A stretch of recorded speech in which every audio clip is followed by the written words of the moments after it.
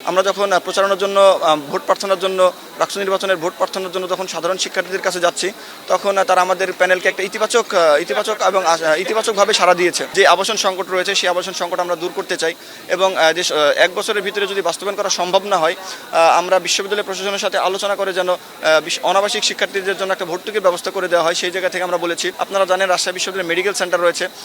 সেই মেডিকেল সেন্টারে আপনি যে কোনো অসুস্থতার জন্য সাধারণ শিক্ষার্থীরা যদি সেখানে যায়, তাহলে সেখানে শুধু নাপা দিয়ে সেখান থেকে ফিরে আসতে হয়। সেই জায়গায় আমরা বলেছি আমরা একটা অত্যাধুনিক মানের মেডিকেল সেন্টার গঠন করতে চাই।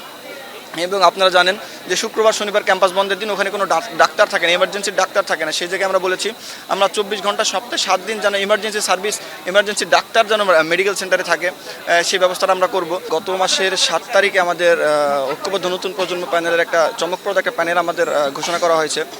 সেখানে আপনারা দেখবেন এখানে নির্যাতিত ছাত্রনেতারা এবং জুলাই আন্দোলনের সম্মুখ সারির যোদ্ধারা এই জায়গায় অবস্থান নিয়েছে। আমাদের নারী সম্পাদক বাংলাদেশ নারী ফুটবল দলের সদস্য, সে আমাদের প্যানেল থেকে নির্বাচন করছে।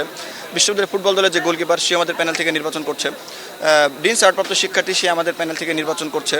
আপনারা জানেন প্রথম বর্ষের শিক্ষার্থী যাদেরকে বিশ্ববিদ্যালয় প্রশাসন নির্বাচনের বাইরে রাখার চেষ্টা করেছিল, তাদেরকেও রেখে আমরা আমাদের প্যানেল সাজিয়েছি। সর্বোপরি দেখবেন অন্যান্য যে সকল প্যানেল, সেই প্যানেল থেকে অত্যন্ত চমৎকার এবং সুন্দর একটা প্যানেল আমরা ইতিমধ্যে সাধারণ শিক্ষার্থীদের কাছে আমরা পৌঁছাতে পেরেছি। আমরা যখন প্রচারণার জন্য ভোট প্রার্থনার জন্য রাষ্ট্র নির্বাচনের ভোট প্রার্থনার জন্য যখন সাধারণ শিক্ষার্থীদের কাছে যাচ্ছি, তখন তারা আমাদের প্যানেলকে একটা ইতিবাচকভাবে সাড়া দিয়েছে। আমরা যখন প্রচারণার জন্য তাদের কাছে যাচ্ছি, আমাদের প্যানেল সম্পর্কে তাদের কাছে যখন পৌঁছাচ্ছি, তখন বলছে অন্যান্য সকল প্যানেল থেকে আমাদের প্যানেলটা বেশ চমকপ্রদ এবং প্রশংসনীয়। এটা সাধারণ শিক্ষার্থীরাই বলেছে, এটা আমরা বলছি না, এটা সাধারণ শিক্ষার্থীদেরই কথা। আমরা চেষ্টা করব, আপনারা জানেন গত 12 তারিখে আমরা ইশতেহার প্রদান করেছি। রাজশাহী বিশ্ববিদ্যালয়ের সমস্যা, সাধারণ শিক্ষার্থীদের মতামত নিয়ে আমরা আমাদের ইশতেহার রূপরেখা প্রণয়ন করেছি এবং সেটা চূড়ান্ত করে সাধারণ শিক্ষার্থীদের কাছে উপস্থাপন করেছি। সেখানে আমাদের আবাসন সংকট, আমরা বিশ্ববিদ্যালয় প্রশাসনের সাথে আলোচনা করে যে আবাসন সংকট রয়েছে সেই আবাসন সংকট আমরা দূর করতে চাই এবং যে 1 বছরের ভিতরে যদি বাস্তবায়ন করা সম্ভব না হয়, আমরা বিশ্ববিদ্যালয় প্রশাসনের সাথে আলোচনা করে যেন অনাবাসিক শিক্ষার্থীদের জন্য একটা ভর্তুকির ব্যবস্থা করে দেওয়া হয়। সেই জায়গা থেকে আমরা বলেছি, আপনারা জানেন রাজশাহী বিশ্ববিদ্যালয়ে একটা স্টেশন রয়েছে। অনেক আগে এই স্টেশন বন্ধ হয়ে আছে, অনেক আগে থেকে স্টেশনটি বন্ধ হয়ে আছে। আমরা এই স্টেশনটি সচল করতে চাই। আপনারা জানেন অনেক দূরবর্তী শিক্ষার্থী রাজশাহী বিশ্ববিদ্যালয়ে পড়াশোনা করে। কেউ কাদের বাসা যশোর, কাদের খুলনা, কারো রংপুর, কারো দিনাজপুর, সারা বাংলাদেশ থেকে আমাদের এই রাজশাহী বিশ্ববিদ্যালয়ের শিক্ষার্থীরা আছে। আমরা বলেছি সেই জায়গা থেকে দূরবর্তী শিক্ষার্থীদের ভোগান্তি লাঘব করতে আমরা এই স্টেশনটি সচল করতে চাই। আপনারা জানেন রাজশাহী বিশ্ববিদ্যালয়ের মেডিকেল সেন্টার রয়েছে। সেই মেডিকেল সেন্টারে আপনি যে কোনো অসুস্থতার জন্য সাধারণ শিক্ষার্থীরা যদি সেখানে যায়, তাহলে সেখানে শুধু নাপা দিয়ে সেখান থেকে ফিরে আসতে হয়। সেই জায়গায় আমরা বলেছি আমরা একটা অত্যাধুনিক মানের মেডিকেল সেন্টার গঠন করতে চাই।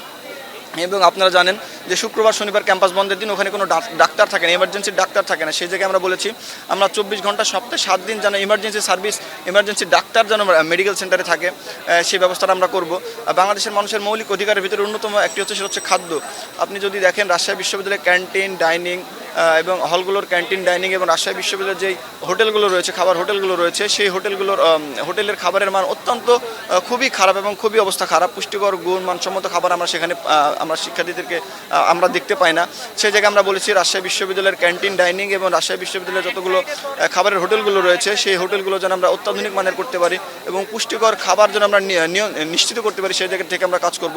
আপনারা জানেন বাংলাদেশের আমরা রাজশাহী বিশ্ববিদ্যালয়ের নারী নেত্রীদের ক্ষেত্রে এবং যারা নারীদের জন্য নিয়ে কিছু কাজ করতে চায়, তাদেরকে যারা নারীদের নিয়ে কাজ করতে চায়, যারা নারীর ক্ষমতায়নে বিশ্বাসী, সেই সব নারীরা যদি কোনো কিছু ভালো কাজ করতে যায়, আপনারা দেখবেন যে সোশ্যাল মিডিয়া, রাজশাহী বিশ্ববিদ্যালয় পরিবার, রাজশাহী বিশ্ববিদ্যালয় সংসদ এবং রাজশাহী বিশ্ববিদ্যালয় কেন্দ্রিক যতগুলো গ্রুপ রয়েছে, সেই গ্রুপগুলোতে কীভাবে বাজে মন্তব্য করে, কটু মন্তব্য করে নারীদের হেনস্থা করা হয়, যাতে নারীরা পিছিয়ে পড়ে। সেই জায়গায় আমরা বলেছি নারীর ক্ষমতা শক্তিশালী এবং বাস্তবায়ন করার জন্য আমরা বলেছি আমরা একটা শক্তিশালী সাইবার সেল গঠন করতে চাই। শুধু সাইবার সেল গঠন করে তার ভিতরে সীমাবদ্ধ না থেকে আমরা যেন সেটার কার্য বাস্তবায়ন আমরা দেখতে চাই এবং নিয়মিত সেটা তদারকি করতে চাই। এবং আপনারা জানেন রাজশাহী বিশ্ববিদ্যালয়ের অন্যতম একটা সমস্যা, সেটা হচ্ছে আমরা কিন্তু সবাই নিম্নবিত্ত মধ্যবিত্ত পরিবারের সন্তান। আমরা সেই জায়গায় বলেছি আমরা সেই জায়গায় বলেছি রাজশাহী বিশ্ববিদ্যালয় প্রশাসনের সাথে আলোচনা করে যারা যে সকল শিক্ষার্থীরা উদ্যোক্তা হতে চাই, আমরা সে সকল অসচ্ছল শিক্ষার্থীদের স্বাবলম্বী করতে এককালীন মুনাফা বিনা মুনাফায় এককালীন যেন ঋণ প্রদান করা হয়, সেই জায়গা থেকে আমরা কাজ করব। আপনারা সর্বোপরি শিক্ষা এবং শিক্ষার্থী সংশ্লিষ্ট যতগুলো কাজই রয়েছে সেই কাজগুলো করারই আমরা আমাদের ইশতেহারে দেখেছি। যখন আমরা ইশতেহার প্রদান করেছি, শিক্ষার্থীরা আমাদের ইশতেহার দেখে ইতিবাচক সাড়া দিয়েছে। শিক্ষার্থীরা আমাদের নিয়ে আশাবাদী, আমরা শিক্ষার্থীদের নিয়ে আশাবাদী।